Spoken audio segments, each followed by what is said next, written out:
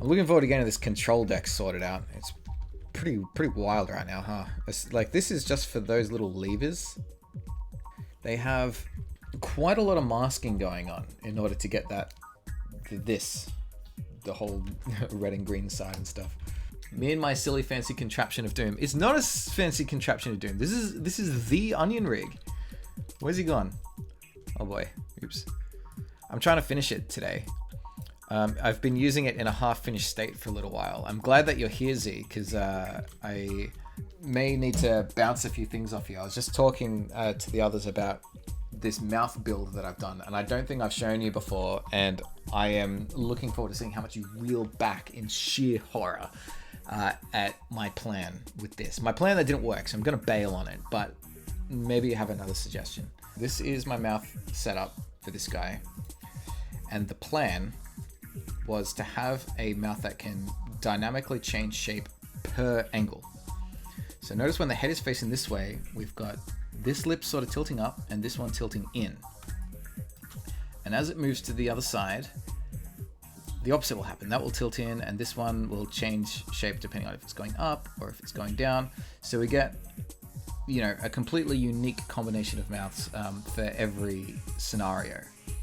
And it was set up in a pretty dynamic way, but the only way I could really figure out how to layer something like this, because the stack master controllers was not practical for something. The amount of combinations is factorial. It blows up to an exponential number very, very quickly. Not practical.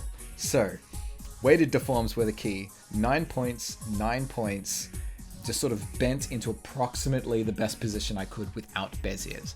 But here's where things get weird. Here's the pose in working view. Here's the same pose in render view. It doesn't talk to render view. The system works fine in working, but if I get this one here, where he's got this like cheeky grin, the horror, Z, the horror. Oh jeez, okay, she's filled up my entire chat. I gotta catch up. Hang on.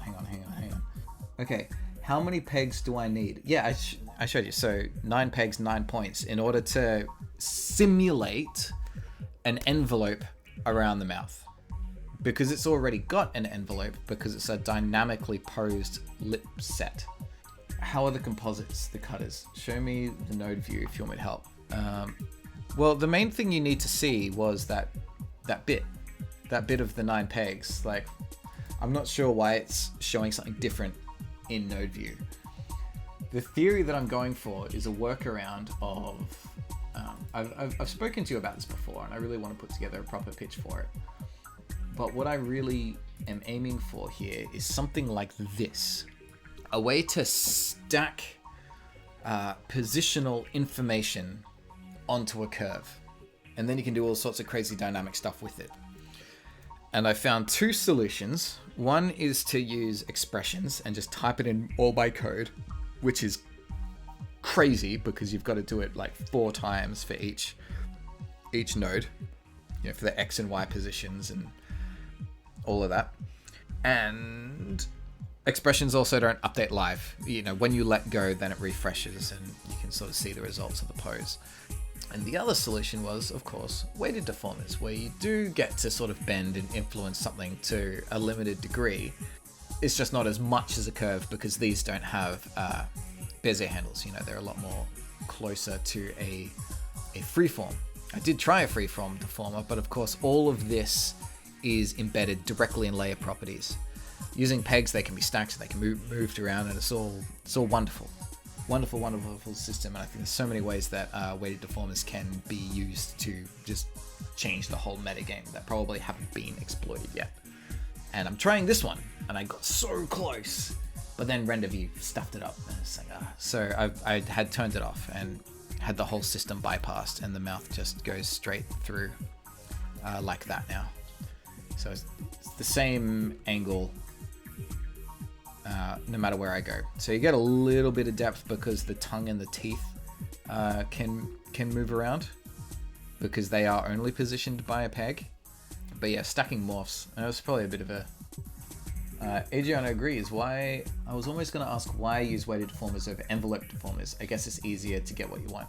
It's because it's stacked. I'm already using deformers here. So the main mouth has a full envelope curve set going around it, which is being used to position all of words. I've been streaming too long. I'm starting to lose it. The substitutions. Rather than having hand-drawn substitutions, I am attempting to do it via envelope morphs, and then have a master controller that works very much like the drawing substitutions window to choose all of the mouths.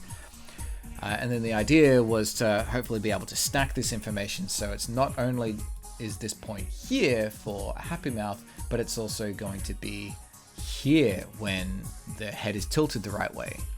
But yeah, having that sort of thing is really, really easy with pegs. Pegs go on pegs all the time, but you cannot have a peg on a curve because the previous point in the chain needs to be on the curve, right? Like I feel like this makes sense. Pegs on pegs is a fundamental part of how harmony works. Everything is about this, and deformers almost forbid that system because they need to have their previous point on top of it. You are restricted by these, the numbers that are inside the curve. I can't tell this one to move based on what this peg is doing.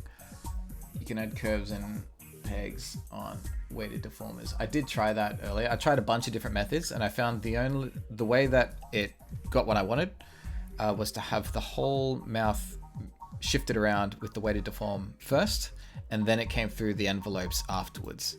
That method got exactly the right result. But yeah, then it all sort of just... It treated the weighted deformer as if it didn't exist almost on render view. Only on render view, which is weird. Normally when render view is showing something different to working view, it's something buggy in my experience. Adriana says, I wonder if the reason why the render is stuffing up is because of the various stack of deformers that somehow undoes itself. Who knows? Yeah, it's a whole thing that I should probably investigate more off stream. Because when I've come back to this rig, it's just been because I need it for a video, and I just turn it off and get on with it. So I could probably easily spend most of the afternoon just investigating that problem, rather than getting on with trying to finish the bulk of this character and what I need it for. Oh, that's right. I was meant to get my notes during that break, but I didn't. Here they are. Eyelids broke again. Yeah, I know that.